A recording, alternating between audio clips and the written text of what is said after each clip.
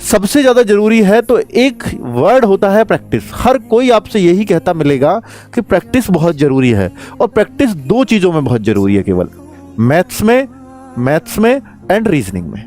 ये दो सब्जेक्ट की प्रैक्टिस आप ऐसे करना कि रीजनिंग का अगर आप डेली एक मिनी मॉक दे रहे हो, डेली एक, तो इससे बेहतरीन कुछ नहीं है।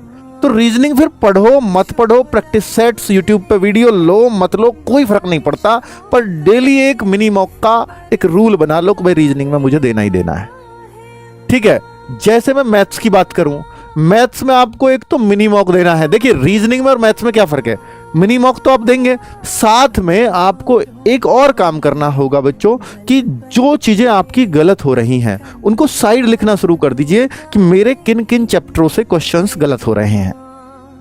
उन चैप्टर्स को नोट करिए। आप देखते हैं कि आपने पिछले 5 मिनी मॉक दिए, 5 मिनी मॉक में आपने देखा कि मेरा मान लीजिए प्रॉफिट एंड लॉस से भी गलत हो गया है, मेरा कंपाउंड इंटरेस्ट से गलत हो रहा है, मैं देखता हूं कि मेरा यार एवरेज से भी गलत हो जा रहा है, मैं देखता हूं यार मेरा ना 2D 3D से भी गलत हो रहा है, मेंसुरेशन से, मैं देखता हूं टाइम एंड डिस्टेंस से भी गलत हो रहा है।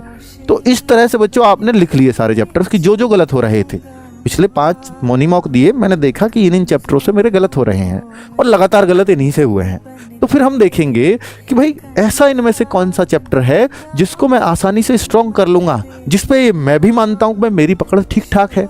तो मैं यहां पर ये देखूंगा कि यार मैं एवरेज को तो बहुत ही आसानी से कर सकता हूं। तो हम क्या करें कि अगले 3 दिन चाहे 2 घंटे, आप पूछते हो ना कि सर टाइम टेबल क्या होना चाहिए कि कितना टाइम मैथ्स को पढ़ना चाहिए, मैं कहता हूं भाई ऐसा टाइम डिसाइड करने से कुछ भी नहीं हो पाएगा। आप ये करिए कि अगले 3 दिन में एवरेज का नामो निशान मिटा दूंगा, कभी ये गलत नहीं होगा। रोज चाहे 3 घंटा पढ़ना पड़े चाहे 4 घंटे पढ़ना पड़े, क्योंकि अब पूरे हफ्ते पढ़ने का टाइम नहीं है।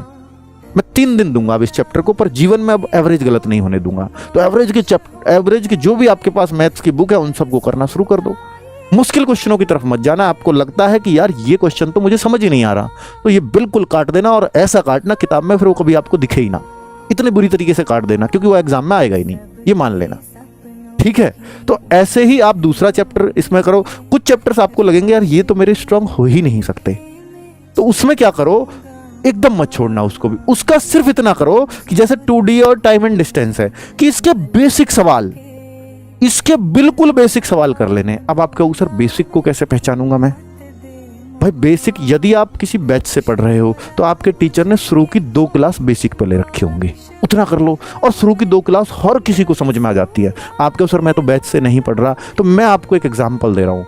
SSC GD Surya batch math से लिखना यूट्यूब पे, आप जो चैप्टर डालोगे वो चैप्टर आ जाएगा। उस चैप्टर की शुरू की 2 वीडियो ले लेना, जो चैप्टर आपको मुश्किल लगता हो। आप फॉर्मूला बेस्ड क्वेश्चन छोड़ के ही नहीं आ सकते, आप बेसिक क्वेश्चन कोई छोड़ के नहीं आ सकते। और भैया हार्ड तो फिर हार्ड ही है, जिसका अच्छा होगा वो कर लेगा, जिसने बहुत। पर उन बच्चों को जो बच्चे मीडियम स्तर के हैं ना मैथ्स में, उनके लिए बहुत कारगर होता है। वो 18-18 19-19 क्वेश्चन करके आते हैं एग्जाम में, कारगर होता है। वो 18-18 19-19 क्वेश्चन करके आते हैं एग्जाम में।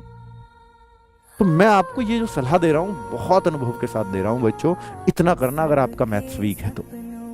देखो पहचानो कि यार मैं 10-12 मैथ्स में कर पा रहा हूं, तो मेरे 10-12 सवाल गलत कहां हो रहे हैं, किन किन चैप्टर्स के लगातार गलत हो रहे हैं। उन चैप्टर्स में देखो जो आपके थोड़े से स्ट्रॉन्ग कर सकते हो, आसानी से कर सकते हो, पहले उनके पीछे पड़ जाओ। आपके उसे किस बुक से करें?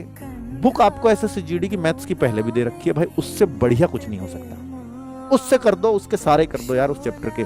मान लो एवरेज आपको अच्छा लगता है पर सवाल गलत हो रहा है, तो उसके एवरेज को 2-3 बार कर दो। 2-3 बार आपको 2-3 बार करने का फायदा होता है, 100% होता है। ठीक है, राम राम दोस्तों, आप लोगों को स्वागत है मेरी न्यू वीडियो में।